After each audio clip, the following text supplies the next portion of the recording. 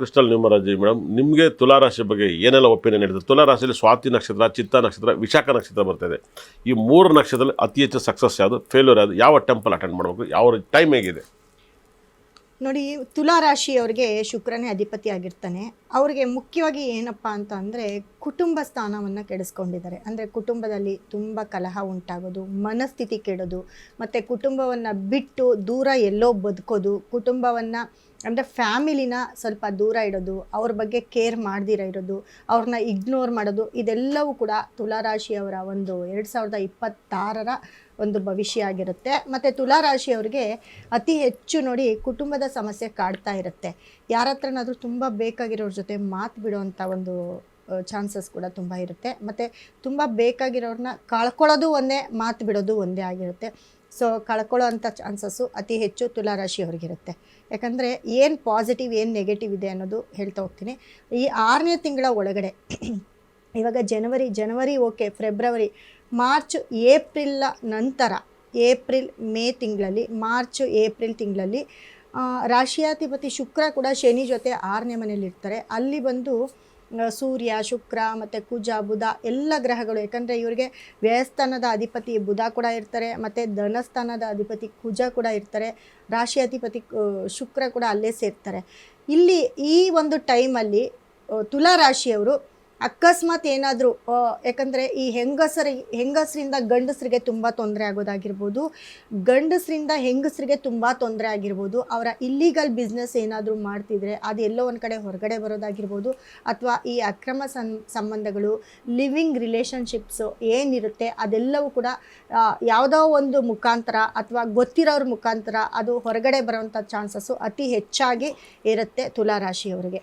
ತುಲಾರಾಶಿಯವರಿಗೆ 5ನೇ ಭಾವದ ಅಧಿಪತಿ, 4ನೇ ಭಾವದ ಅಧಿಪತಿ, ಮಕರ ಮತ್ತು ಕುಂಭರಾಶಿ ಅಧಿಪತಿ ಮೀನದಿದೆ. ಅವರ ತಾಯಿಗೆ ಆರೋಗ್ಯ ಸಮಸ್ಯೆ, ಅವ್ರ ಮಕ್ಕಳಿಂದ ತೊಂದರೆ, ಅವ್ರ ಮಕ್ಕಳು ಏರಿಳಿತ, ಇಲ್ಲ ಅವ್ರ ಮಕ್ಕಳಿಂದ ತಲೆನೋವು, ಅವ್ರ ಮಕ್ಕಳು ಕೇಸ್ ಹಾಕಿರ್ಬೋದಾಗಿರ್ಬೋದು, ಇಲ್ಲ ಮಕ್ಕಳು ದಪ್ಪ ಆಗೋದು, ಆರೋಗ್ಯ ಸಮಸ್ಯೆ ಬರೋದು, ಈ ಥರದ ಮೇಲೆ ತೊಂದರೆಗಳು, ಮಕ್ಕಳಿಂದ ನೆಮ್ಮದಿ ಇಲ್ಲ. ಮತ್ತು ಸುಖ ಸ್ಥಾನಾಧಿಪತಿ ಕುಟುಂಬದವ್ರ ಹತ್ರ ಮಾತು ಬಿಡೋಣ. ನಾನು ಆಲ್ಮೋಸ್ಟ್ ತುಲಾರಾಶಿಯವ್ರ ಬಗ್ಗೆ ಎಲ್ಲ ಸಿನಿಮಾ ನಟರು ಯಾರ್ಯಾರಿದ್ದಾರೆ, ರಾಜಕಾರಣಿ ಯಾರು ಮನೆ ಯಾರ್ಯಾರು ಮಾತು ಬಿಟ್ಟರು ಅಂತ ನನಗೆಲ್ಲ ಗೊತ್ತು. ಇದಕ್ಕೆ ಏನು ಹೇಳ್ತೀರಾ?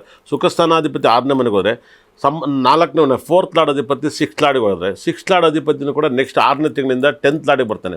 ಅಂದರೆ ಸಂಬಂಧಿಕರುಗಳ ಮನೆಯಲ್ಲಿ ತುಂಬ ದೊಡ್ಡ ಮಾತುಕತೆ ಬಿಡೋ ಥರ ಕಂಡು ಬಂದಿತ್ತು ನನ್ನ ಒಪಿನಿಯನ್. ನಿಮಗೆ ಏನು ಅನಿಸ್ತೈತೆ ತುಲಾರಾಶಿ ಬಗ್ಗೆ? ಯಾಕೆ ಅಂತ ಅಂದರೆ ನೋಡಿ, 2026ರಲ್ಲಿ ಶನಿ ಯಾವುದೇ ಕಾರಣಕ್ಕೂ ಬದಲಾಗೋದು ರಾಹು ಕೇತು ಗುರು ಬದಲಾವಣೆ ಮಾತ್ರನೇ.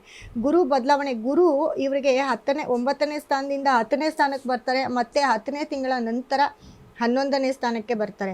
ಸೊ ಎಲ್ಲೋ ಒಂದು ಕಡೆ ಇವರಿಗೆ ಕೆಲಸದ ವಿಚಾರದಲ್ಲೂ ಕೂಡ ತುಂಬ ತೊಂದರೆಗಳನ್ನ ಅನುಭವಿಸ್ಬೇಕಾಗತ್ತೆ. ಯಾಕಂದರೆ ಅವರ ತಾಯಿಗೆ ಹೆಲ್ತ್ ಅಪ್ಸೆಟ್ ಆಗೋದಾಗಿರ್ಬೋದು, ಅಥವಾ ಯಾರಿಗಾದರೂ ಅವ್ರ ಮನೇಲಿ ಮೇಜರ್ ಆಪ್ರೇಷನ್ ಆಗೋದಾಗಿರ್ಬೋದು. ಯಾಕಂದರೆ ಕುಜ ಕೂಡ ಬದಲಾಗ್ತಾ ಹೋಗ್ತಾರೆ. 6ನೇ ಮನೆಗೆ ಕುಜ ಶನಿ ಎಲ್ಲರೂ ಒಟ್ಟಿಗೆ ಸೇರಿದಾಗ ಎಲ್ಲೋ ಒಂದು ಕಡೆ ಅವರ ಮನೆಯಲ್ಲಿ ಯಾರಿಗಾದರೂ ಆಪ್ರೇಷನ್ ಆಗೋದು, ಅಥವಾ ತುಂಬ ಅತಿ ಹೆಚ್ಚು ಅವರ ಕುಟುಂಬದಲ್ಲಿ ಯಾರಿಗಾದರೂ ಆರೋಗ್ಯ, ಆಕ್ಸಿಡೆಂಟು, ಈ ಥರ ಒಂದು ವಿಷಯವನ್ನು ಅವರು ಕೇಳ್ತಾ ಹೋಗ್ತಾರೆ ತುಲಾರಾಶಿಯವರು. ಮತ್ತು ತುಂಬ ಮನಸ್ಥಿತಿಯನ್ನು ಕೆಡ್ತಾ ಹೋಗುತ್ತೆ. ಮನಸ್ಥಿತಿ ಅಂತಂದರೆ ಇವಾಗ ಯಾವುದೂ ಬೇಡಪ್ಪ, ಎಲ್ಲಾದರೂ ಹೊರಟು ಬಿಡೋಣ ಅನ್ನೋಷ್ಟು ಇದಕ್ಕೆ ಬಂದಿರ್ತಾರೆ ತುಲಾರಾಶಿಯವರು ಈ ಒಂದು 6 ತಿಂಗಳ ಒಳಗಡೆ. ತುಲಾರಾಶಿ ಅತಿ ಹೆಚ್ಚು ನಿಂಬೆಣ್ಣೆನ ಯೂಸ್ ಮಾಡ್ತಾರೆ. ರೇವಣ್ಣರು ತುಲಾರಾಶಿ ಇದ್ದಾರೆ.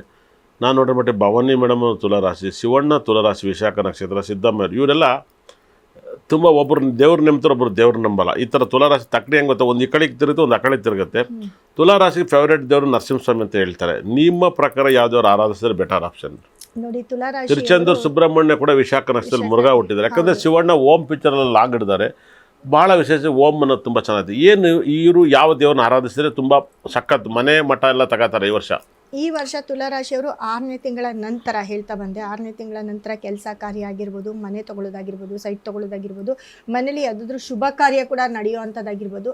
ಏನೂ ಶುಭ ಕಾರ್ಯ ನಡೆದಿಲ್ಲ ಅಂತಂದರೆ ಯಾವುದಾದ್ರೂ ಒಂದು ಒಳ್ಳೆ ವಿಷಯವನ್ನು ಕೇಳಿದಾಗ, ತುಂಬ ವರ್ಷದಿಂದ ಯಾವುದಾದ್ರೂ ಒಂದು ಒಳ್ಳೆ ವಿಷಯ ಕೇಳಬೇಕು ಅಂತ ಪರಿತಪಿಸ್ತಾ ಇರ್ತಾರೆ. ಆ ಒಂದು ಒಳ್ಳೆ ವಿಷಯವನ್ನು ಕೇಳಿದಾಗ ಕೂಡ ಅದು ಅವರು ಹಬ್ಬದ ರೀತಿಯಲ್ಲಿ ಸಂಭ್ರಮಾಚರಣೆಯನ್ನು ಮಾಡ್ಕೊಳ್ತಾರೆ ಅಂತ ಹೇಳ್ಬೋದು. ಜೊತೆಗೆ ತುಲಾರಾಶಿಯವರು ಏನಪ್ಪ ಅಂತಂದರೆ ಅತಿ ಹೆಚ್ಚು ತಿರುಪತಿಯನ್ನು ವಿಸಿಟ್ ಮಾಡಬೇಕಾಗುತ್ತೆ. ತಿರುಪತಿ ವೆಂಕಟರಮಣ ಸ್ವಾಮಿಯನ್ನು ಅತಿ ಹೆಚ್ಚು ಇವರು ವಿಸಿಟ್ ಮಾಡಿದ್ರೆ ಅಲ್ಲಿ ಇವ್ರಿಗೆ ಸಿಕ್ಕಾಪಟ್ಟೆ ಪಾಸಿಟಿವು, ಸಿಕ್ಕಾಪಟ್ಟೆ ಅದೃಷ್ಟ ಕೂಡ ಆಗುತ್ತೆ.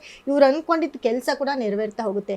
ಯಾಕಪ್ಪ ಅಂತಂದರೆ ನೋಡಿ, ತುಲಾರಾಶಿಯವರಿಗೆ ಶುಕ್ರನೇ ಅಧಿಪತಿಯಾಗಿರ್ತಾರೆ. ಇವರು ಡೈಮಂಡನ್ನು ತಂದು ಮನೇಲಿ ಇಟ್ಕೊಳ್ಳೋಕ್ಕಾಗೋದಿಲ್ಲ. ದೊಡ್ಡ ದೊಡ್ಡ ಡೈಮಂಡನ್ನು ತಂದು ಮನೇಲಿ ಇಟ್ಕೊಳ್ಳೋಕ್ಕಾಗಲ್ಲ. ರತ್ನ, ವಜ್ರ, ಮುತ್ತು ಎಲ್ಲವೂ ಕೂಡ ನಾವು ತಿರುಪತಿಗೆ ಹೋದಾಗ ಆ ದೇವರ ಮೇಲೆ ಇರುತ್ತೆ.